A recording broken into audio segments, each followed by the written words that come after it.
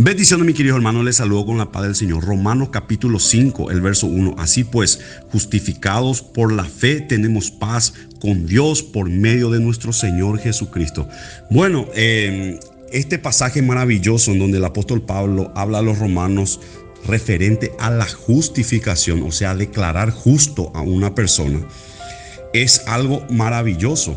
Porque hay muchas personas que dicen, yo no tengo problema con Dios, yo no estoy en guerra con Dios, a mí Dios me parece bien, yo vivo mi vida, yo oro a Dios a veces, yo no tengo problema con Dios. El problema es que Dios sí tiene problema con la gente. Dios está en guerra con el incrédulo. Dios está en guerra con el pecador, y como dice la palabra de Dios, la ira del Señor reposa sobre el impío, sobre aquella persona que no cree. La ira.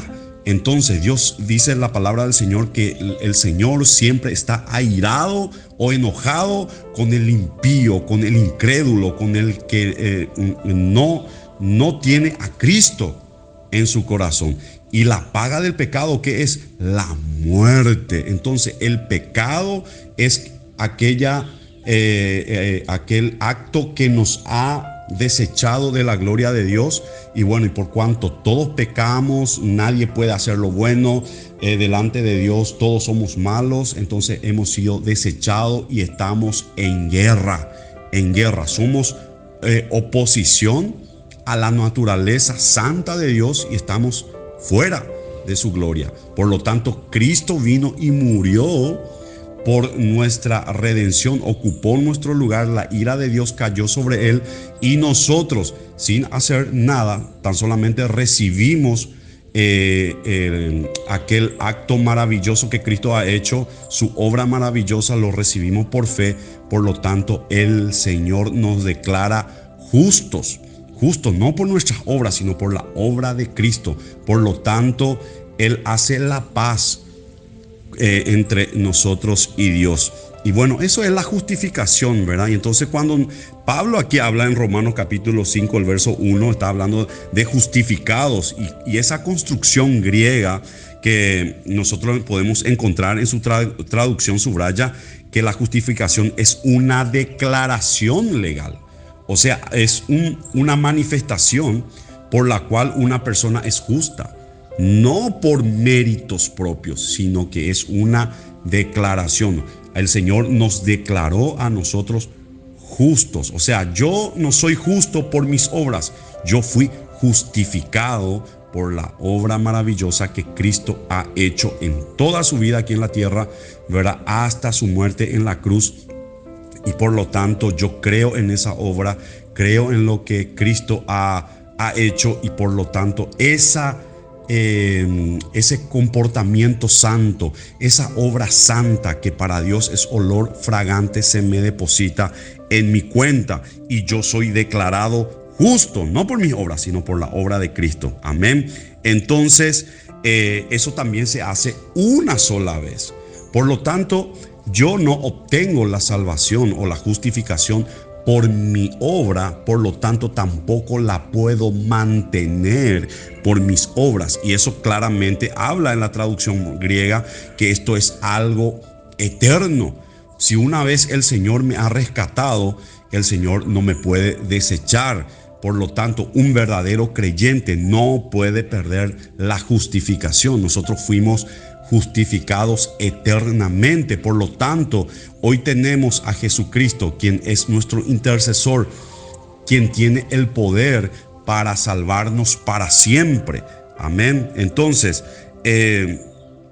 hay un resultado ahí que es un resultado perpetuo. O sea, si yo estoy en Cristo, nueva criatura soy.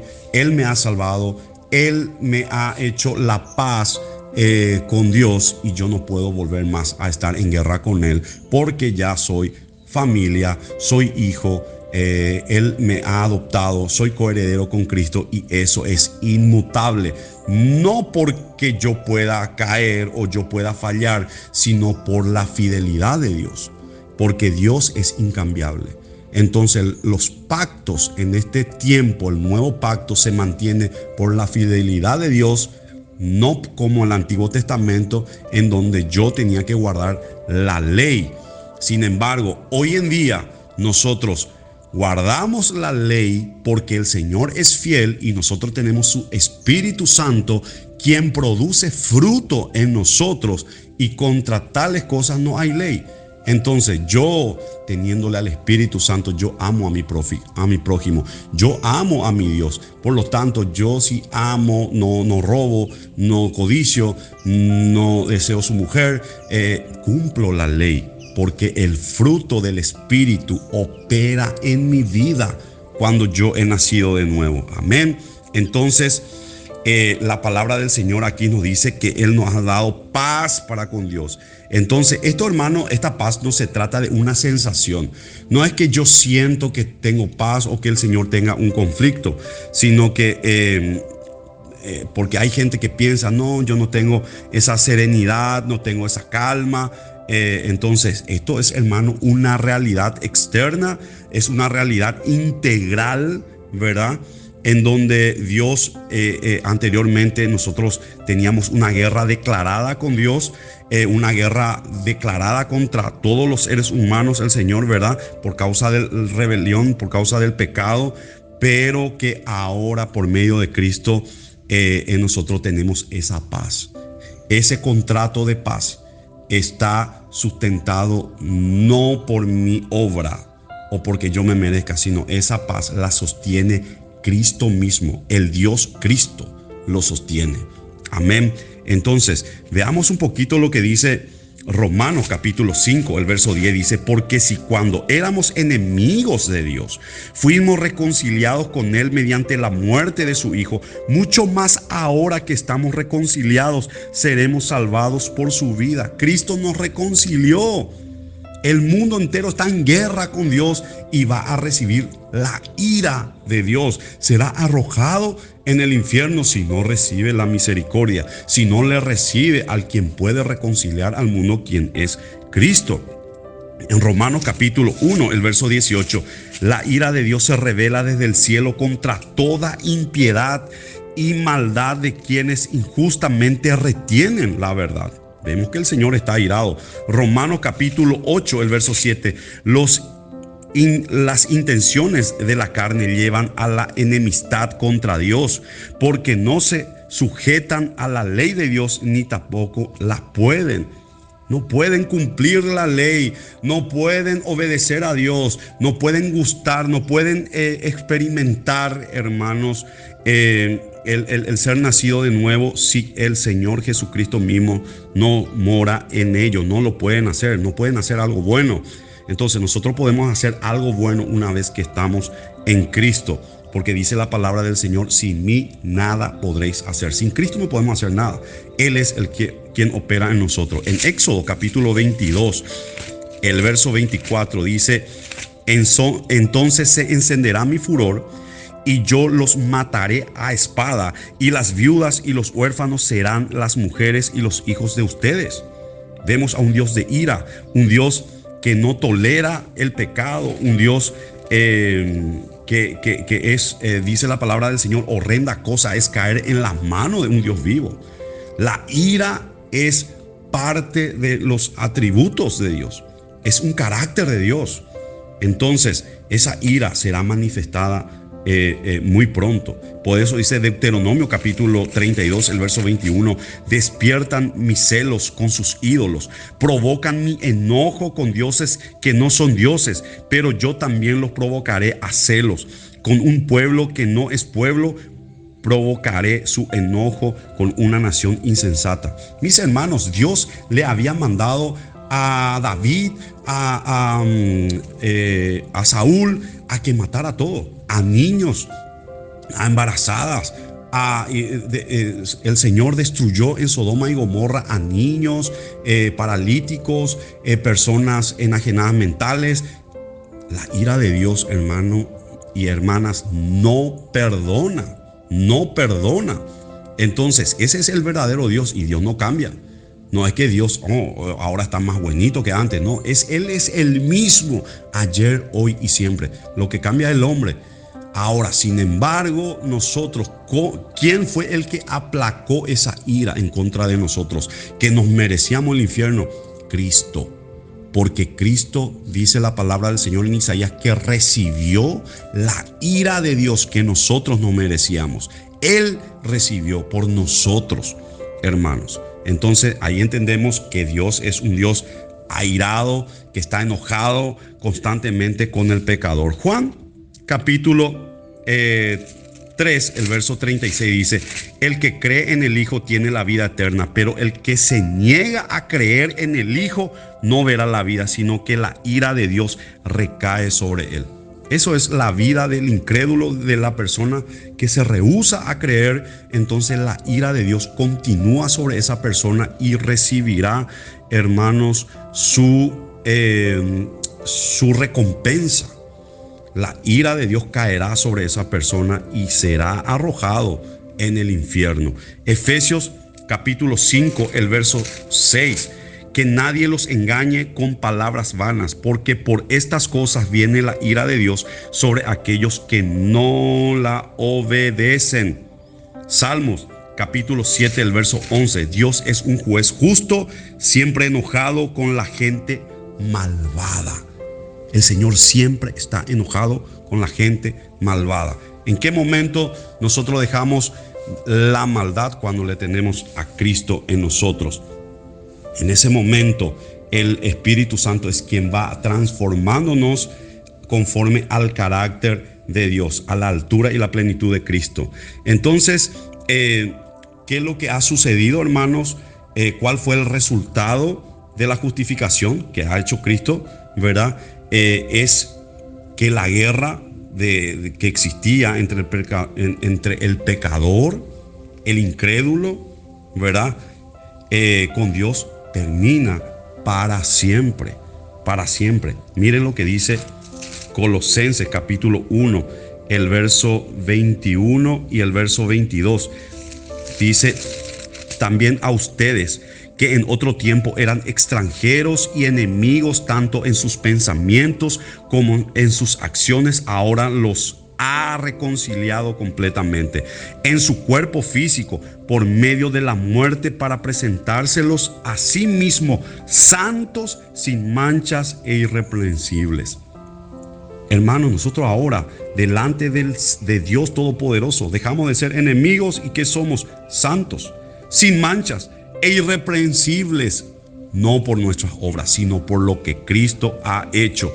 El Señor ahora nos ve como si fuera que le ve a Cristo Jesús, a Cristo Jesús. Entonces, claramente las Escrituras se refieren al término de este conflicto como la reconciliación de una persona con Dios. Una vez que nosotros nos hemos reconciliado con el Señor, ha terminado para siempre esa guerra. Romanos capítulo 5, el verso 10. Porque si cuando éramos enemigos de Dios fuimos reconciliados con Él mediante la muerte de su Hijo, mucho más ahora que estamos reconciliados seremos salvados por su vida.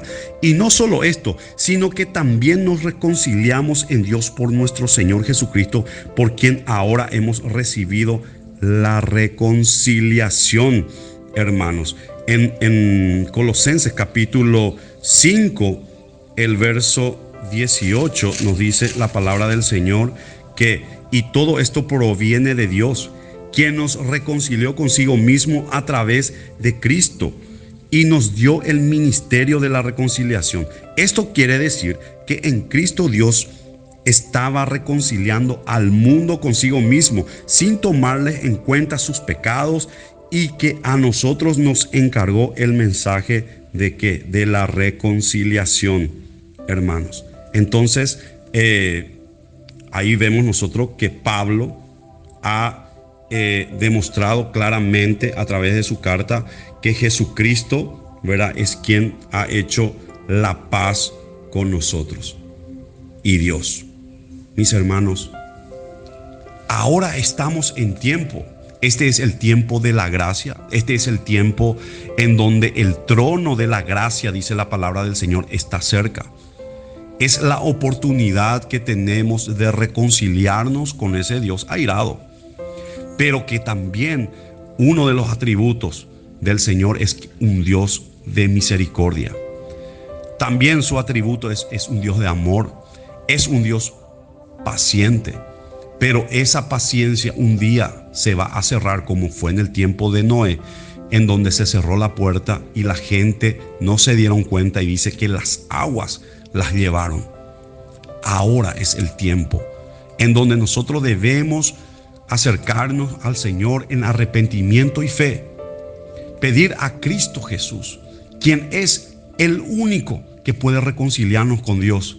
Él es el único, porque Él ha hecho y hace lo que al Padre le agrada. No nosotros. Nosotros somos personas imperfectas, somos personas pecadoras que necesitamos constantemente de un ser superior para que pueda cumplir la ley. Porque nosotros no podemos cumplir la ley. La ley nos ha demostrado que necesitamos de Cristo, de una persona como Cristo, de un Dios que venga y cumpla esas leyes por nosotros. Y nosotros descansar en esa obra de Cristo, esa obra perfecta, porque Cristo tuvo que venir y hacerse humano para cumplir la ley por nosotros. Tuvo que venir a padecer, a sufrir por nosotros, a sufrir el infierno por nosotros en esa cruz, para que nosotros hoy podamos decir: Señor, estoy en paz contigo. Puedo acercarme, dice Hebreo, confiadamente en el trono de la gracia, en el lugar santísimo, sin miedo, porque tú eres mi Padre, por medio de Jesucristo. Que el Señor te bendiga grandemente en esta mañana, y no deseches esta preciosa sabiduría que el Señor te da, esta buena noticia, que hay una salida, y la salida se llama Jesucristo. Que el Señor te bendiga grandemente.